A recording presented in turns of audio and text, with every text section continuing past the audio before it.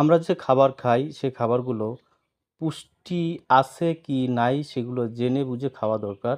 যেমনিভাবে ফিড খাওয়াইয়া যে মাছগুলো লালন পালন করা হয়, বাজারে বিক্রি করা হয় তার ভিতরে কোনো প্রোটিন থাকে না। আর সেগুলো ফ্রিজে রেখে আরও প্রোটিন নষ্ট হয়ে যায়, স্বাদ নষ্ট হয়ে যায়। তাই যদি তাজা মাছ, জীবিত মাছ পাওয়া যায়, বাড়িতে এসে পানির ভিতর জিয়ে রাখা যাবে যেরকম আমি রাখতেছি। ২-৩ দিন খাওয়া যাবে তাজা। আর এই তাজা মাছ খাইলে শরীরের ভিতর অনেক উপকার আছে। আর বরফ দেওয়া মাছ খাইলে মাছের প্রোটিন অনেকটাই নষ্ট হয়ে যায়। তো আমি এই মাছগুলো ৳৪০০ কিনে আনছি। অনেকগুলা শিং মাছ। শিং মাছগুলো অনেক বড়, বড়। দেখে আমার খুব ভালোই লাগছে। তারপর টাকি মাছগুলো মোটামুটি বড়। কিছু আছে মরা মাছ, এগুলো অন্যকে দিয়ে দেবো। আমি তাজা মাছটাই খাবো।